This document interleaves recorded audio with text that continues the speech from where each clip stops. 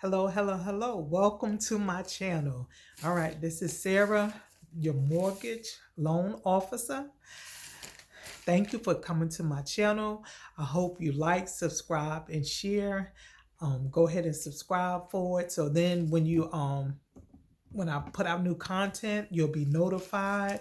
So I'm so glad you came today to the channel.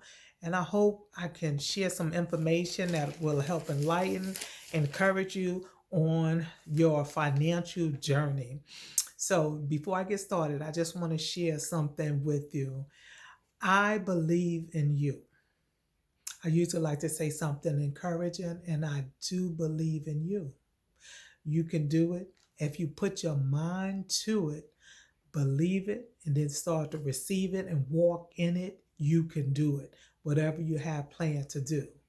So stay encouraged. And if you start to feel that you can't, just remember my voice and say, Sarah said, I can do it. And I can do it. And keep on walking until you get to that destination.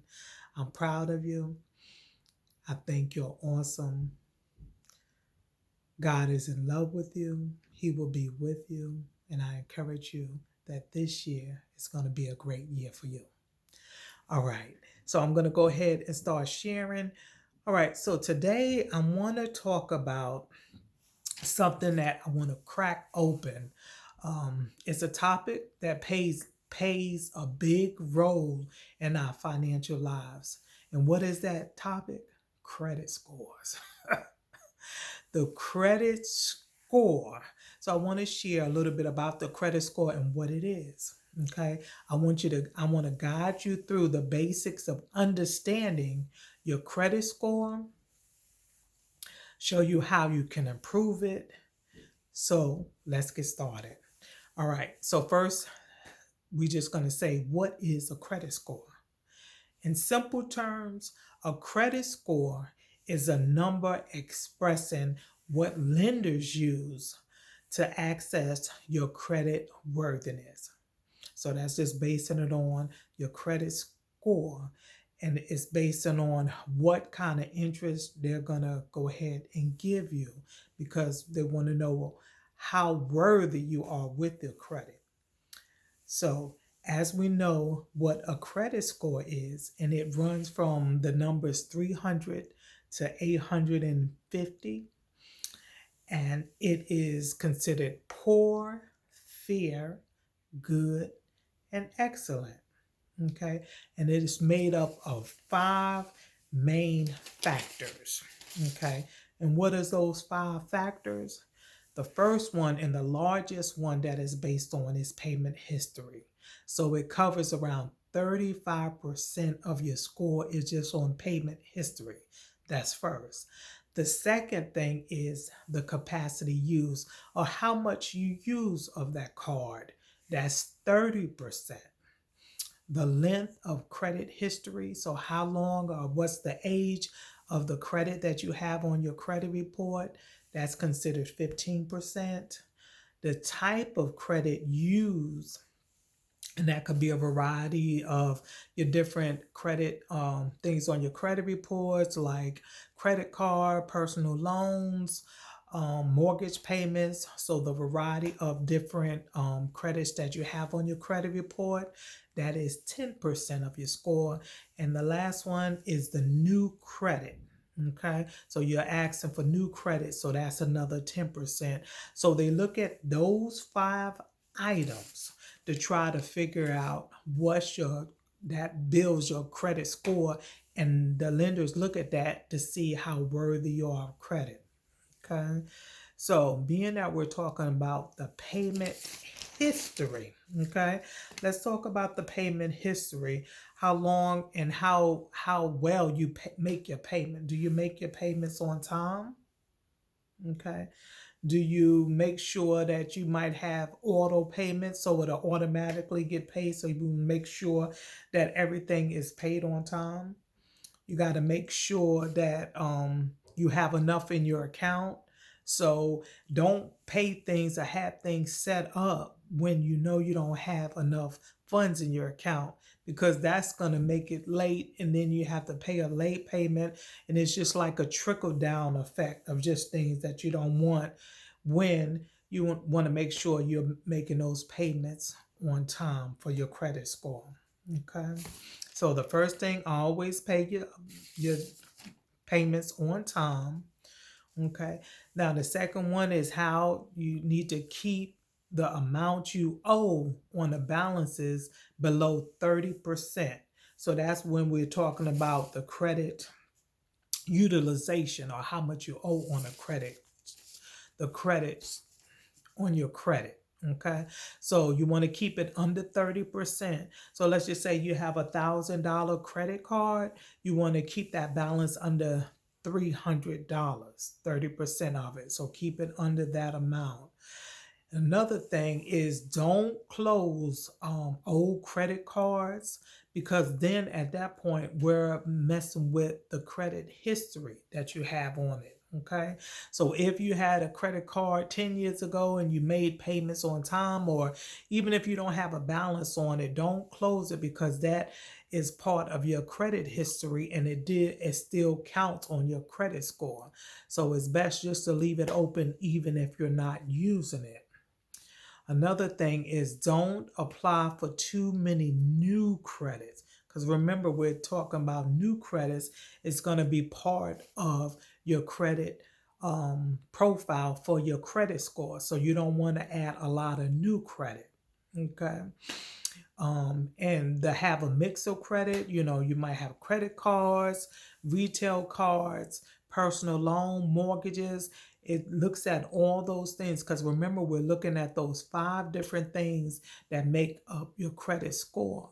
So you want to make sure that you realize that what you're looking for and what makes up the credit score, so you can go ahead and do those things to keep the credit score going up instead of coming down. And the reason why you want to have a good credit score is lenders look at that and they just think that, let's just say you have a credit score of 400. Okay, so they're looking at, okay, all those 5 items. So something is going to be off. Either you're not making your payments on time, or either you don't have much credit. You might be in bankruptcy, you might have foreclosures, whatever it is that they're seeing, because that credit score is so low, they're going to figure you might be a hard risk for them to go ahead and give you funds. So then you wonder, oh, well, I have a credit score of 500. Why don't they give me, I want a better rate. Okay, so they think if you have a low credit score that you are more at risk not to paying them, because somewhere on your credit report it's showing that you haven't paid on time, or haven't paid at all, or in collection. So it's looking at all those things. I guess as an example is, if you have a person who is always negative, so that's what they're put down. It's always negative.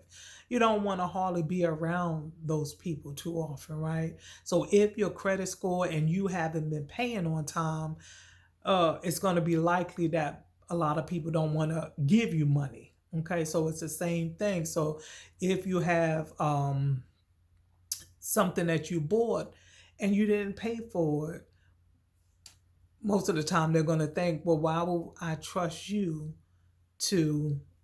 with the money that I'm going to give you? Because usually you're showing a history of not paying on time. So these things you can use an example, and once you know those 5 things, you work on them individually so you can go ahead and build your credit score up. So to know something or have knowledge of a thing, that gives you power to know what you have to change, what you have to do better to go ahead and get that credit score up. Because remember, the lower credit score, the higher the interest rate you'll be paying. So that means you're going to be spending a whole lot of extra money that you don't have to pay just because your credit score is low. Okay. And it affects also insurances. like auto insurance, homeowners insurance, they're looking at that credit score, and it makes a difference. So it is crucial to try to go ahead and fix your credit, build it up by working with those 5 different components so you can have a better credit score, so you can go ahead and make a positive impact. So be mindful of the 5 things: the payment history. So make sure you're making your payments on time. Get them set up on auto pay, or make sure that you have those funds available on the date that you're setting up your payment. Sometime you can reach out to the creditor and ask them, could they change the date, so you can make sure that you have the funds in there so you can make the payments on time. Don't ever think you can call or try to demonstrate that you're willing to pay. It's just that maybe the dates are conflicting with your pay date, or whatever the case may be. Just talk to the people. They'll rather get that payment scheduled for a certain date. As long as they're getting their payments on time, they're pretty much good with that. Remember the capacity used. Okay, remember to keep it under 30% of whatever that amount that you have. So if you had 1,000, make sure you under 300. Just make sure it's under 30%. A lot of times, if they see your balance or your capacity used, and you have a credit card that's $1,000, and you done used up $1,000, that means that somewhere along the line that you don't have enough in order to live, or whatever you're using those funds for. So you can make sure that you keep it down to a certain amount so we can get that credit score up. The length of credit history, how long you've had that item. So remember, don't close them even if you don't use them, because the credit history, remember, is 15% of that credit score. And I guess I can give an example of this. You know how if you just met a person a month ago, you're still learning that person, so you don't really trust that person, because you don't have any kind of thing to kind of lean on to say, okay, they're going to be a great person, or, that I can find them friendly. I can, really rely on that person. So that's the credit history. Now, the credit history, what if you had a friend for 30 years? Now, that friend is going to be a friend who's going to be there. It makes sense that they look at that credit history to see how long you have it, because it can kind of tell you a little more about, as the example, the person, as the example, how you're going to be paying those, how you're making your payments. Okay. Another thing, remember the type of credit. So make it a variety, because it's used as 10% of your credit score. So you want to have a good mixture, just like you want to have a good mixture of friends. You want to have a good mixture of credit. So that's the credit cards, personal loans, installment loans, mortgages. So all these different loans, you want to have a good variety, but remember for the other 3 steps ahead of that. Okay. And the last one, new credit. Just be mindful that don't go out there getting credit card after credit card after credit card just because they look good and the lady in the belt told you it was, you're going to get $30 off. Just be mindful, if you get that credit card, you probably go ahead and purchase more. And when you're paying that interest, you're going to pay more than the $30 than just saying no to it, okay? So remember those 5 things. I wanted to give you a little bit of knowledge of what makes up the credit score. A lot of the lenders and mortgage providers, they use the FICO score. So it is different scoring. So I'll do another video on the different scores, but what they look at truly in the best one they use is called the FICO score. I know we have Credit Karma. I know we have Experian. I know we have Bank. All those have a score, but it might not be using the FICO score. So just keep that in mind, and I'll do a video on that at another time. So, all right, so we went over the 5 main factors of the credit score and why it's so crucial to have a better credit score so you can get a better interest rate and you can save money.